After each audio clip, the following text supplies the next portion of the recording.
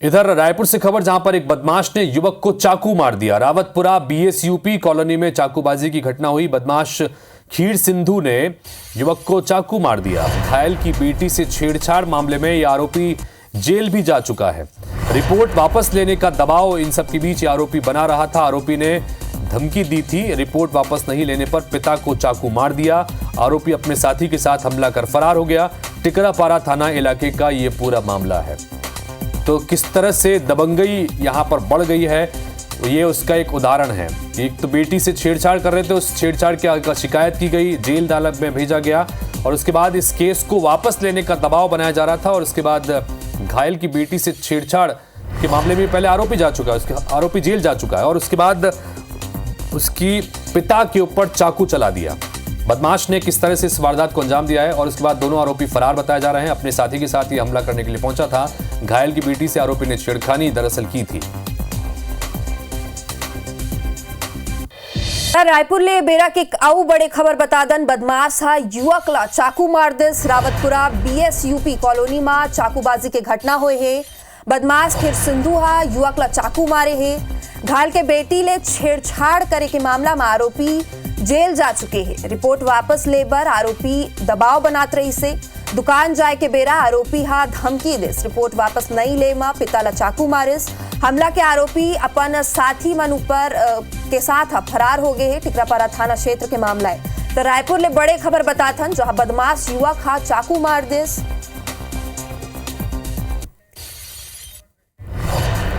तेमा ज्यादा जानकारी पर तहसीन हमर संग जुड़ चुके हैं। तहसीन, जैसा कि बोला जाता है कि वो आरोपी हा पहले से ओखर ऊपर आरोप रही से, तो काबर पुलिस प्रशासन पहली ओखर ऊपर कार्रवाई नहीं करे है और अब का कार्रवाई ओखर ऊपर करे जाही?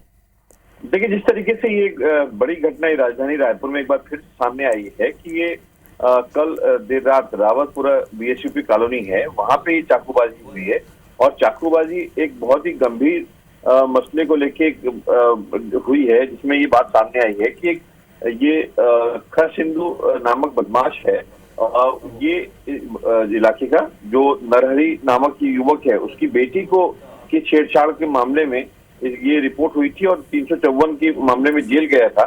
और ये जो घायल युवक है, इसको दबाव बनाया जा रहा था कि रिपोर्ट वापस ले, जो रिपोर्ट की है तो ये नहीं ले रहे थे। और इसी बात को लेके कल शाम को अपने घर से ये सामान खरीदने जा रहा था, तभी ये जो आरोपी खीर सिंधु है, ये अपने कुछ साथियों के साथ मिला, तब भी ये बात उसने करी।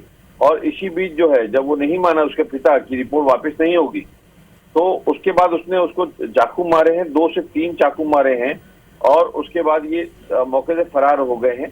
और जिस तरीके से ये इसकी शिकायत जो है पहले भी पुलिस में दी गई थी, टिकरापारा थाना पुलिस में, इस तरीके का दबाव बनाया जा रहा है, तो उसके बावजूद भी इस युवक पे कोई कार्रवाई नहीं की गई। और लेकिन जब जेल से छूट के आया है, इसने ये इस वारदात को कल अंजाम दिया है। 2 से 3 चाकू मारे हैं और फरार हो गया है। और उसके बाद जो है, उसके जो परिजन हैं वो उसको अस्पताल लेके पहुंचे, प्राइवेट अस्पताल लेके पहुंचे, लेकिन आर्थिक स्थिति ठीक नहीं होने की वजह से उसको वापस थाने लाया और इस बात की मांग की कि इनको अच्छे बेहतर इलाज कराया जाए। तो उसके बाद उसको मेकाहारा में एडमिट कराया गया है। और लेकिन जिस तरीके से ये घटना सामने आई है, बिल्कुल इस पर कई बड़े सवाल पुलिस की पूरी प्रक्रिया पे लगते हैं, क्योंकि जिस तरीके से ये दबाव बनाया जा रहा था खुलेआम उस पे, जो उसके लड़की के पिता हैं, जो युवती के, उसके पिता को कि रिपोर्ट वापस ले, उसके बाद उसने चाकू मारा है और उसके बाद वो फरार हो गया है। निश्चित तौर पे कई बड़े सवाल खड़े होते हैं। अब देखने वाली ये बात है कि अब ये आरोपी खीर सिंधु को पुलिस कब तक गिरफ्तार कर पाती है। जी तहसीन, बहुत बहुत शुक्रिया इस पूरा जानकारी पर।